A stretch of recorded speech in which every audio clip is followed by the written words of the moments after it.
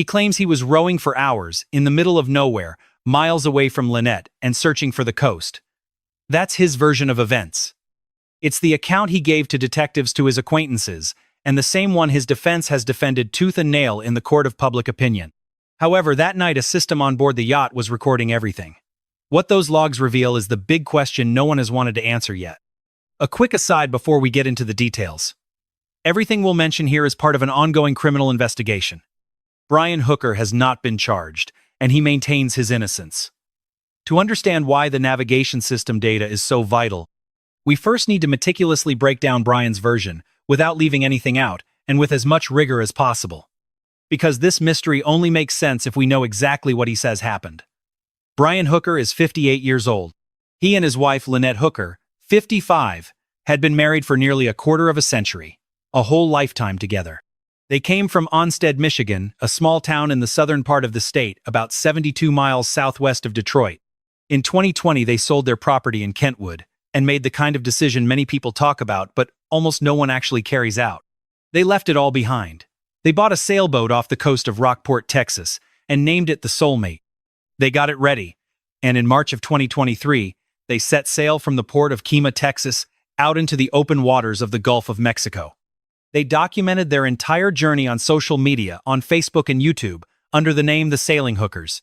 They showed their dinners cooked in solar ovens, their scuba dives, the storms and those days of total calm when the water looked like a solid mirror. For them, this wasn't just a vacation. It was their way of life, their new everyday reality. Two people who chose the sea as their entire universe, selling their house on dry land to commit themselves completely to sailing. On March 29, 2026, just days before everything fell apart, Lynette uploaded a video from Marsh Harbor in the Bahamas. Leaden skies, choppy seas, and a horizon blurred by rain. She titled it, "The Sea of Abaco is very entertaining." Her last post showed boats resting in crystal clear waters. She joked about not moving from there for a good long while. Days after writing that, she simply disappeared. It was April 4, 2026. Brian and Lynette spent part of that evening at the Abaco Inn, a waterfront restaurant on Elbow Cay near Hopetown. Around 7:30 in the evening, just 4 minutes after sunset, they left to head back to the Soulmate. The yacht was anchored far from shore. The plan was a short trip in their dinghy, a small 8-foot motorized boat. It's the kind of transportation commonly used by people who live on yachts to constantly move between the boat and dry land. A routine trip. Familiar. Something they had done hundreds of times, without any real complications. According to Brian's account, to police, weather conditions suddenly worsened as they were crossing. Strong winds and rough waves. The sea, which had seemed calm when they set out, turned hostile. It was during that trip that Lynette fell from the dinghy, straight into the water. What turned the incident into a total tragedy was what Lynette was carrying when she fell, according to what Brian told authorities. She was wearing the motor's safety lanyard and the ignition key. That lanyard is a small cord attached to the boat's key. Its purpose is to shut off the engine immediately if the driver falls into the water, preventing the boat from drifting away with no one at the helm. It is strictly speaking a safety mechanism. But that night it became the trap that left Brian stranded when he needed power most. Lynette sank with the key on her. The engine died. Brian stated that he threw a flotation device to Lynette. In a voice message he later left for Carly Ashworth Wozni, Lynette's daughter. The next day he mentioned that rescue crews had already found that flotation device in the water. He claimed that the last time he saw her, she was swimming desperately toward shore. Then the currents carried her away. The pitch darkness swallowed her up. He was left stuck in a dead dinghy, no engine, no way to get back to the Soulmate under power. He started rowing. That's what he told his friend Daniel Danforth, in a messenger chat that was later obtained by CNN. Brian wrote that he was rowing with a single oar for 7 straight hours. 7 hours in the black waters of the Sea of Abaco, battling the weather until the dinghy ran aground near Marsh Harbor. He pushed his way through the brush until he reached a boatyard. That's where he finally contacted the police. It was around 4 in the morning. He reported Lynette's disappearance early that Sunday, April 5th. The Bahamian police, the Defense Force, the Hopetown firefighters, and the United States Coast Guard launched a massive search. Enormous resources were mobilized by air, sea, and land, meticulously combing every corner of the entire affected area. Richard Cook, head of the fire and rescue team, confirmed that Brian consistently maintained he last saw Lynette swimming toward shore. Cook also corroborated a devastating detail: Lynette was not wearing a life jacket at the moment she fell into the sea. Within days, authorities dropped the kind of news no family is ever ready to process. The mission changed completely. They were no longer trying to rescue her alive. Now the goal was to recover a body from the depths. As of the moment we're recording this, Lynette Hooker's whereabouts remain a complete mystery. There's no sign of her. Not even her remains have been located in the vastness of the ocean. Before he was put in handcuffs, Brian Hooker stepped forward with an official statement. He appeared devastated. According to his words, it was all a tragic boating accident caused by treacherous weather, unpredictable swells, and brutal gusts of wind. He claimed he desperately tried to reach Lynette, but it was useless. The wind and the sea currents simply pulled them apart, pushing them in opposite directions into total darkness. He swore that his only priority, his only thought in that moment of crisis was to find her. Nothing else mattered to him. However, in a recorded phone call the press obtained sometime later, his words were different. He called it a cascade of errors, a series of fatal failures that piled up one after another until the final outcome.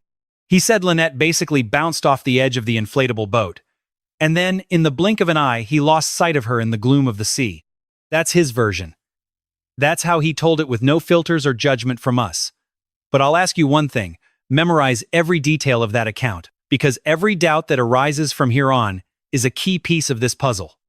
Does the physical evidence really line up with what he says? Before we dive fully into the investigation and what the technology is revealing today, we need to stop for a second. We have to talk about Lynette. This story can't just be reduced to a puzzle to solve or a cold file sitting on a desk. We're talking above all about the loss of a real human being. Someone with her own voice, her own quirks, and a very particular way of being in this world. Those who loved her agree on one thing: Lynette Hooker was pure energy. Her life, documented by her own hand, shows a vibrant woman who always faced challenges head-on. She had been sailing for more than 10 years. She was no beginner in the water. Her daughter Carly remembers her as a woman in excellent physical shape, and above all as an exceptional swimmer. She wasn't the type of person who just loses her balance. Much less on a boat she knew like the back of her hand after years of constant sailing. It just doesn't make sense, her family says.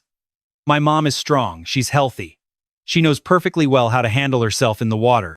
Her social media record backs that image up completely. She wasn't a woman who got scared by rough seas or storms. Quite the opposite. She had trained herself to live in those extreme conditions. She liked to film them, share them, and honestly, she seemed to enjoy the adrenaline of those moments. She had photographed manatees, just inches away. She filmed storms with technical descriptions, the kind you'd expect from someone who's learned to read the weather after many years of experience. Her last post before she vanished showed several boats anchored in crystal-clear waters. The caption accompanying the photo was a joke, a light-hearted quip. That's who she was.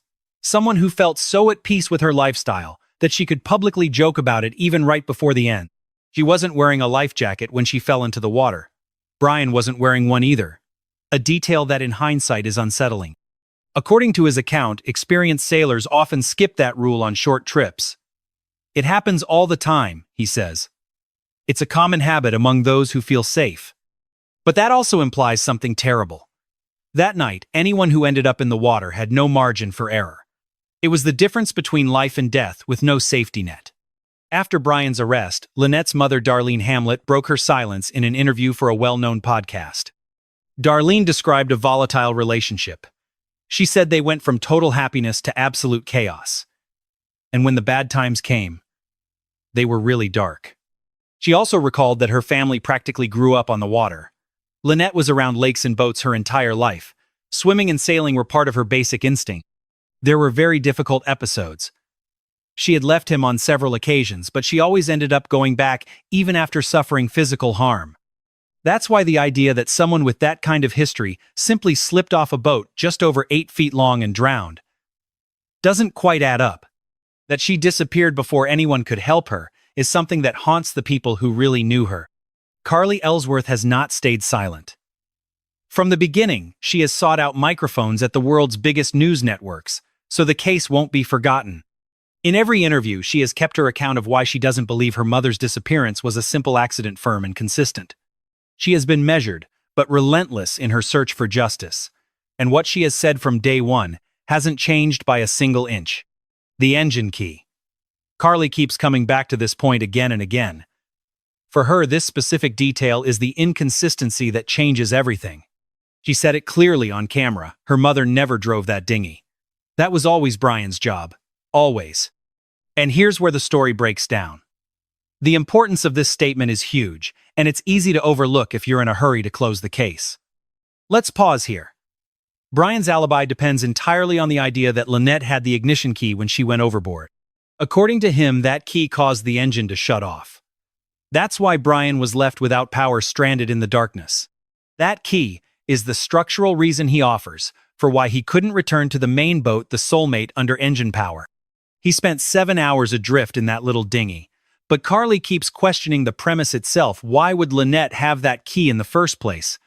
If Brian was always the one in charge, what was she doing with the key? It doesn't fit with the way they operated the boat. It simply makes no sense at all. Did he hand it to her? Did she take it for some reason? Was there some strange reason that night for her to be carrying it, unlike every other night before? None of those questions have received an official answer. It's hard for me to believe she just fell. Her daughter admits with a suspicion that won't let her sleep. And if she really did fall, I don't understand why he didn't drop anchor immediately so he wouldn't lose his position and could search for her. Or even jump into the water after her, considering he was a trained Marine. It's a question only someone who knew their daily routines could ask. Someone who knew exactly how they behaved when they were alone in the middle of the sea. Figuring out who was in control of the helm is no minor detail. In fact, it's the very core that holds up the physical version of what Brian claims happened that night.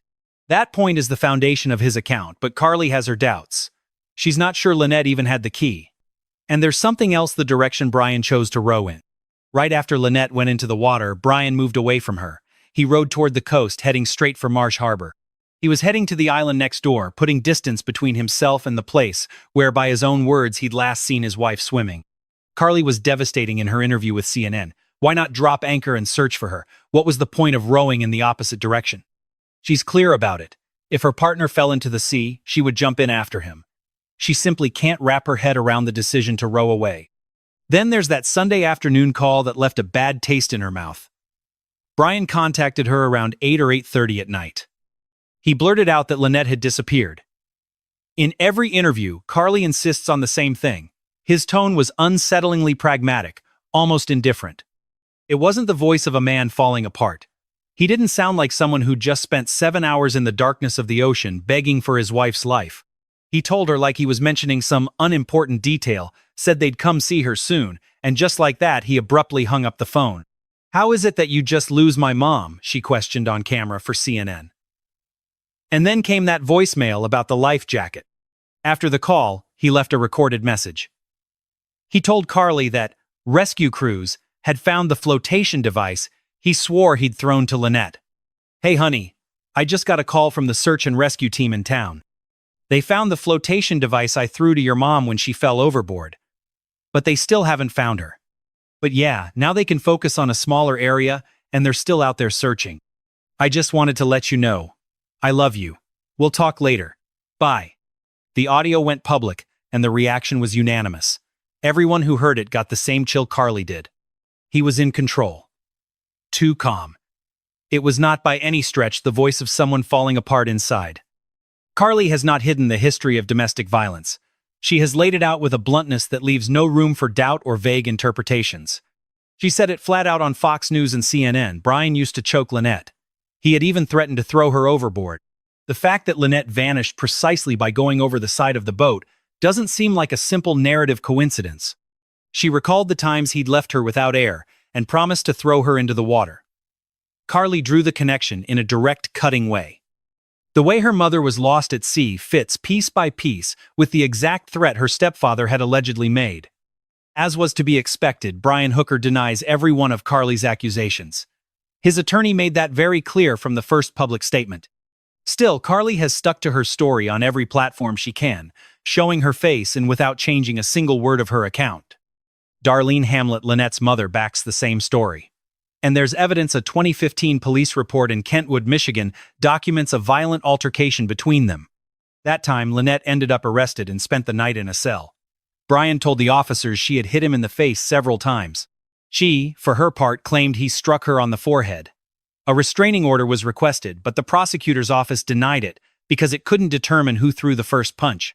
The report doesn't name anyone at fault, but it leaves an undeniable record behind there was real documented violence between them. That episode was serious enough to lead to an arrest. Years earlier, in 2006, Brian faced child abuse charges, but he was acquitted.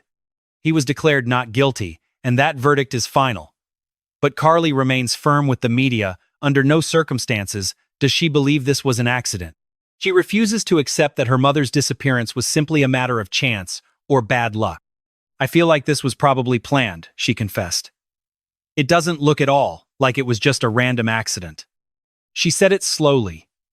She said it with a terrifying clarity, and she hasn't taken it back. That precisely is the central axis of this whole matter. That's why the title is what it is. If we want to understand what the automatic identification system data really says in this investigation, we have to dig deeper. It's vital to understand what AIS is and what exactly it records. Those are the English initials for the automatic identification system. We're talking about a safety standard for maritime navigation, regulated by the International Telecommunication Union. The International Maritime Organization adopted it worldwide, after a series of disasters at sea that marked a before and after. Those accidents showed that ships needed a way to track each other and to be located in real time, no exceptions. This becomes crucial when radar fails or when visibility is zero, and it's impossible to identify another vessel with the naked eye. Today, it's considered one of the most essential safety technologies for anyone who heads out into the ocean. Any ship that has an AIS transponder broadcasts its information constantly to any receiver within range. It's not something that activates on demand or is triggered manually. It's a transmission that never stops. That signal carries the vessel's identity and its unique maritime mobile service identity number.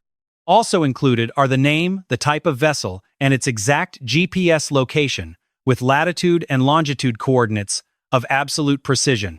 That includes its actual speed over ground, the exact heading it's on, and most importantly, its current navigational status. The system reveals whether the vessel is underway, whether it has dropped anchor, or whether it's moored in port. When there's movement, the data is updated and broadcast constantly, roughly every 2 to 10 seconds. Even if the ship isn't moving, the signal keeps going out at fixed intervals. Each data point carries an indelible timestamp. That transmission reaches 3 different places. First, any nearby vessel with a compatible receiver. We're talking about nearly all modern ships, both commercial and recreational, that sail in international waters. Second are the shore-based stations. These are posts along the coast that meticulously log every bit of information that enters their range. And finally, there's a network of low-orbit satellites. They extend that watchful eye to practically the entire ocean surface of the planet. There isn't a single corner of the Bahamas that escapes this coverage. Several satellite systems like these have been operating non-stop for years. Networks like Orbcomm and others like it guarantee global tracking that captures almost any signal broadcast. Not even in the most remote areas can the signal be hidden. The United States Coast Guard runs its own national system known as NAIS. It's a massive deployment. A national infrastructure designed to collect, archive, and provide access to all that navigation history. The information comes from ships in waters under U.S. jurisdiction, or in areas where they have legal authority to investigate. Currently, the Coast Guard is one of 2 agencies leading the criminal investigation into the strange disappearance of Lynette Hooker. They have the means to demand those records through court orders, and that data doesn't go away. It's historical record. A voyage ends, but the data stays. Everything broadcast on the night of April 4th is stored on some server. It was stored from the moment the signal was received from that recreational yacht, which was sailing on an international cruise through the Caribbean. We're talking about the Soulmate. For a boat like that, the tracking system is basic equipment. Any sailor in unfamiliar waters uses it at night. It's vital among reefs, cays, and sandbars. It's used to detect others, and above all to make sure others see you. It's not a luxury. It's a matter of basic safety and plain common sense in seamanship. There isn't a single reason to think the Soulmate's equipment wasn't working on the night of April 4th. Now we need to understand what this means for Brian's version of events. According to his testimony, he and Lynette left the yacht that night. They left around 7:30 in the evening. They wanted to make the short trip to Hopetown in the little inflatable boat. At some point on the return trip, Lynette fell into the water. Then the engine failed. Brian was left alone without power and adrift. He rode for 7 straight hours. He set out from somewhere near the route that links Hopetown and Elbow Cay. His destination was Marsh Harbor. He says he got there around 4 in the morning. If we believe his story, during all that time the Soulmate was completely unoccupied. The yacht should have stayed anchored near Elbow Cay, motionless, empty, like a ghost on the water. If the records show the boat didn't move from its spot during those hours, then his version of events holds up. I'm talking about the satellite position staying the same, the speed reading 0, and the heading not shifting by a single degree. That would line up with what Brian said. The boat stayed still. He wasn't there. Nothing would contradict him. But what if the data says the opposite? What if the Soulmate registered movement during those critical hours, or its position suddenly changed? If the speed went up from 0, or the heading shifted, indicating that the yacht moved from one geographic point to another, then we have a very serious problem. Anchors don't lift on their own, and this system doesn't log phantom movements. If the record says the Soulmate was sailing while Brian swore he was miles away, someone else was at the helm. That person would have had to physically be there. And there's another technical detail we need to make very clear right now. This one is for anyone wondering whether Brian could have simply turned off the system that night. The answer, according to maritime law and standard practice, is that an anchored boat is required to keep the tracker on. The Coast Guard Navigation Center is blunt on this. If the ship has the system, it has to be working at all times. It doesn't matter whether you're underway or anchored. I repeat, even anchored. It's not something you should turn off on a whim. It's kept on precisely because the ship is exposed. And even if someone tried to sabotage or turn it off at some point, that gap in the signal becomes another piece of evidence. A sudden silence from a ship that had been broadcasting is something that stands out. Receivers notice the absence immediately. In an investigation like this, silence is also a form of information. It tells the experts that something interrupted what should have been a steady, smooth transmission. The exact moment of that cutoff becomes key evidence. What's more, these signals are picked up by several independent systems at once. Shore stations, satellites, and other ships record the signal separately. There is no central server you can erase. It's a distributed network. If someone wanted to wipe those traces, they'd have to alter records held by multiple different organizations. It's practically impossible. We're not talking about theoretical protection. It is quite simply the physical and structural reality of how this technology operates in the real world.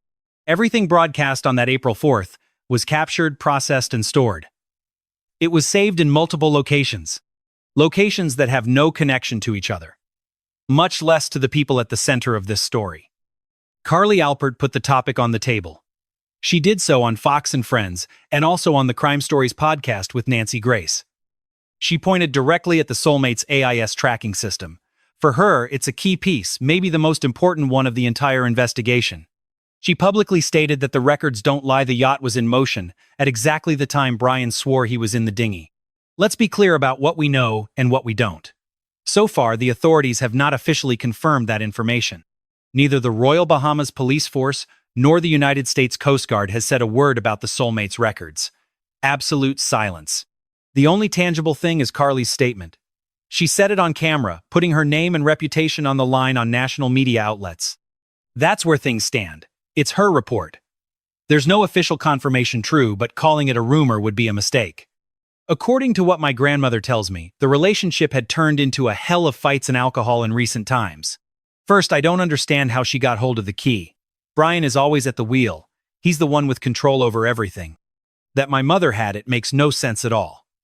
It's a direct accusation with a name and a last name coming from the stepdaughter herself. She has kept constant contact with the detectives. Her attorney is also deeply involved in the Coast Guard investigation. The data exists whether they talk about it or not. That AIS signal went out on April 4th, and no one can erase it. It was picked up by shore stations, satellites, and any nearby ship. It's an unalterable record.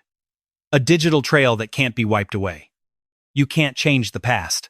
Whatever it reveals about position or speed is already burned into the servers. Sooner or later, the contents of that record will become part of the official case file. It's inevitable. If you don't want to miss that moment, subscribe and share this video right now. Brian Hooker was arrested on April 8, 2026. 4 days had passed since Lynette disappeared in the water. Alvaro Dames, commissioner of the Bahamian police, told Reuters that the arrest was based on probable cause. They gave no details. The exact nature of that probable cause was kept under absolute secrecy from the public. Terrell Butler Bryan's attorney confirmed the detention. She stated that her client flatly denies having committed any crime. That same night, the Soulmate was searched. They had a court order to seize cell phones and laptops. Just 4 days after Lynette vanished, investigators already had enough evidence for a judge to authorize the search. They got the green light to take all the digital evidence off the boat. Everything from personal devices to the ship's internal systems. Whatever those devices are hiding, and whatever the data trail reveals, is now in the hands of the authorities. They have the phones, they have the computers, and they have full access to what the yacht's systems recorded that night. During the operation, Bryan Hooker, handcuffed, lost his balance and fell overboard from the Soulmate, straight into the water. The police had to pull him out. According to his defense, the sea was choppy and the situation was extremely dangerous. He hurt his knee. He was taken to the hospital for treatment and then transferred to Grand Bahama. On Friday, April 10th, the interrogators pressed Bryan for more than 3 straight hours. His attorney says the questions were direct. Had he hurt Lynette? Had he caused her death? It was a strange situation. The police were questioning a man about the death of someone who officially wasn't even dead. There was no body. Bryan denied killing her. He denied absolutely everything over and over. Butler emphasized that her client was devastated. According to her, Bryan was in an extremely fragile emotional state. His detention dragged on. They decided to hold him in custody until the night of Monday, April 13th.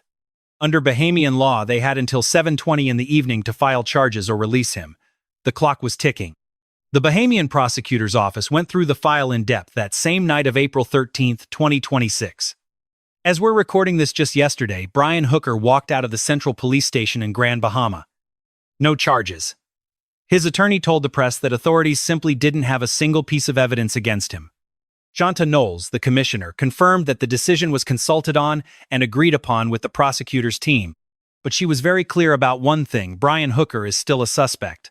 The investigation has by no means been closed. Both the local police and the Coast Guard have kept their criminal investigations open. They could arrest him again at any moment. If new evidence surfaces, he'll be back in a cell.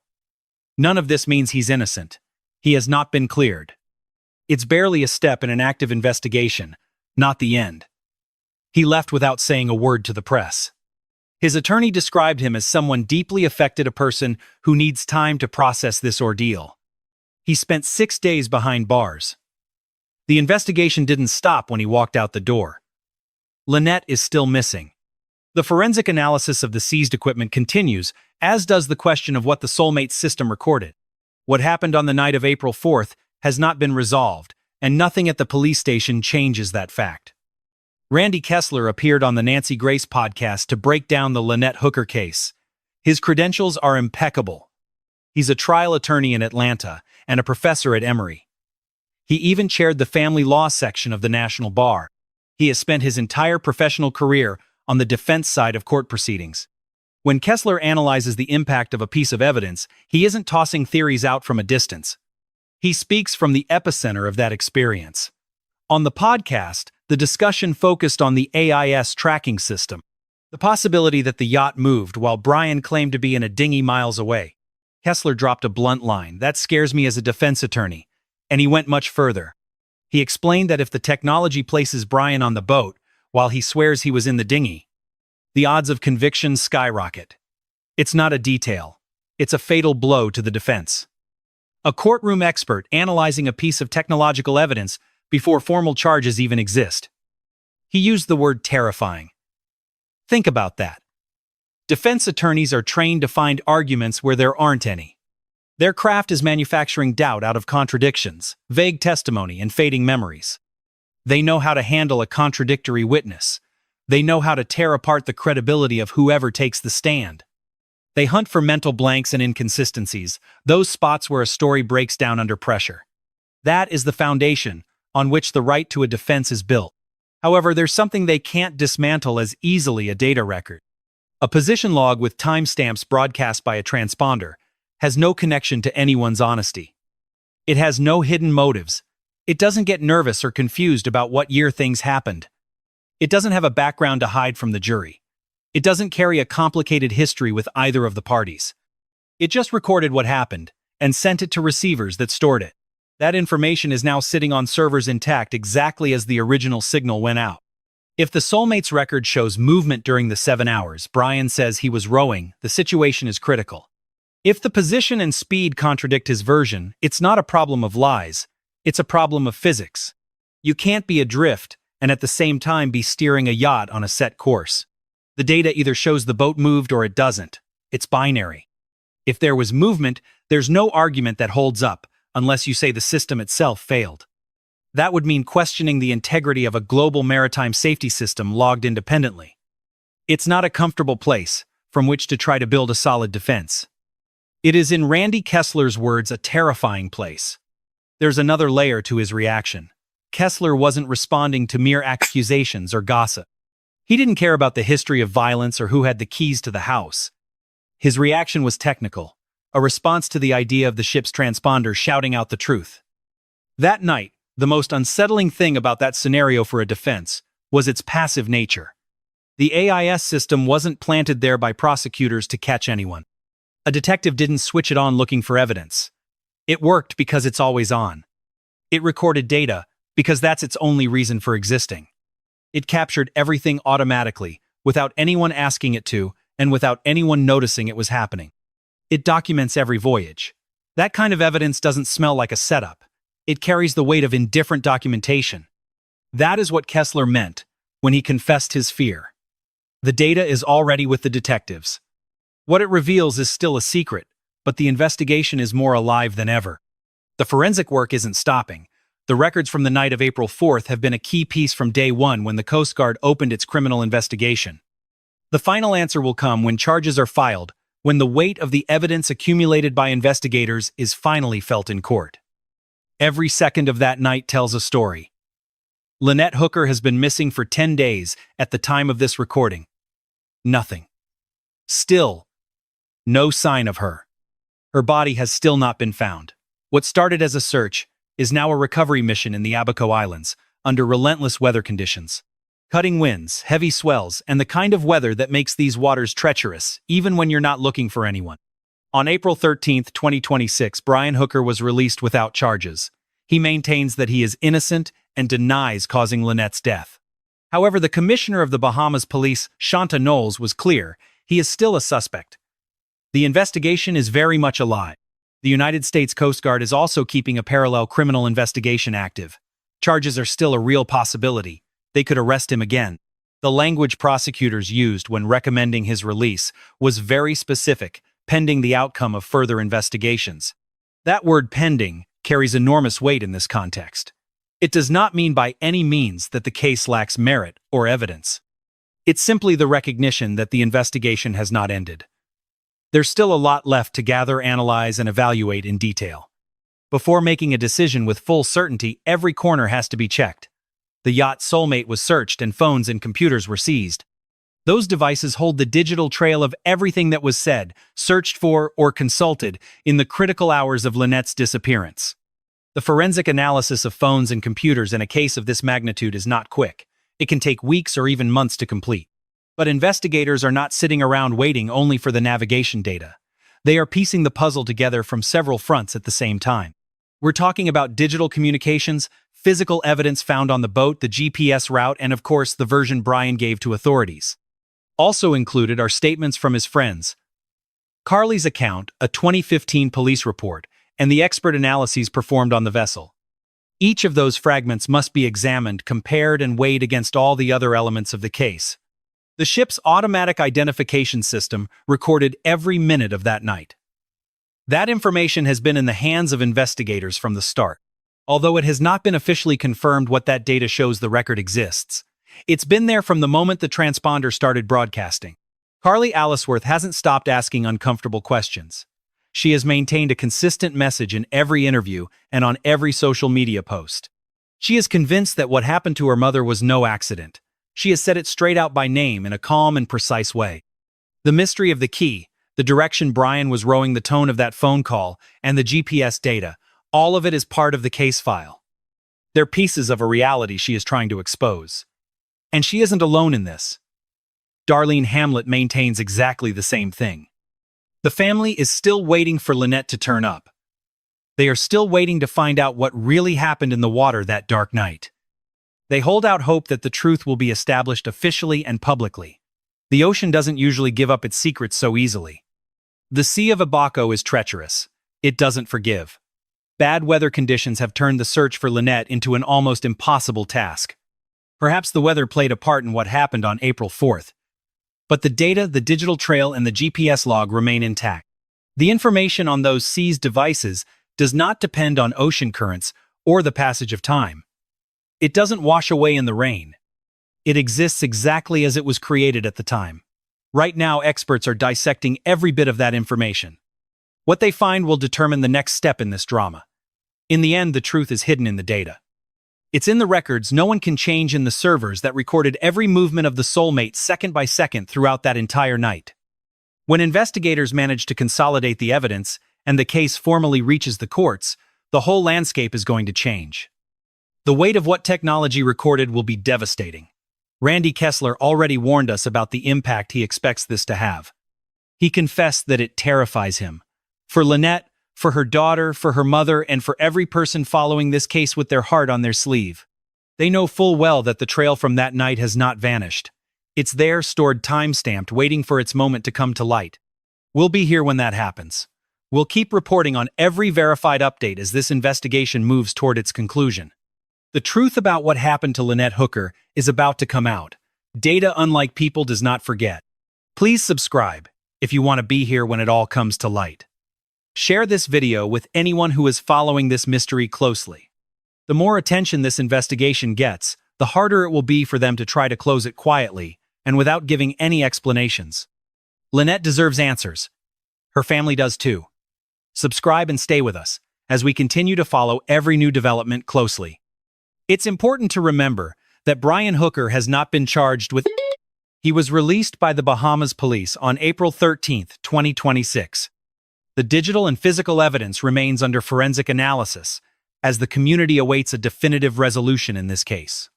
We will bring you the most recent information as soon as the investigators involved officially confirm it. He rejects any accusation against him and maintains that he had nothing to do with his wife's death. However, for the Royal Bahamas Police Force, his status remains that of a suspect. It is essential to make clear that all the people mentioned in this account are presumed innocent. No one is guilty until a court of law hands down a final sentence. Lynette Hooker has still not turned up. There is no trace of her. Her body has not been located. And to this day, there is no official cause of death to explain what happened. This documentary material has been produced strictly for informational and educational purposes. The content shown here comes from public reports and sources with documented testimony, including networks such as Fox News, Digital CNN, NBC News, ABC News, and CBS News. Archives from the Associated Press Newsweek and the official reports from the Royal Bahamas Police Force, the United States Coast Guard, and the Navigation Center have also been consulted. The technical details about how the automatic identification system works were obtained from the U.S. Coast Guard Navigation Center. Also included were data from the International Maritime Organization and various publicly available navigation regulations. The hypothesis that the Soulmate's navigation data contradicts Brian Hooker's testimony comes solely from the public recorded statements made by Carly Ashworth. It must be stressed that this claim has not been independently confirmed by the police or by any other competent maritime authority. This production does not attempt to establish facts on its own. It is limited to presenting what the cited and attributed sources have officially stated.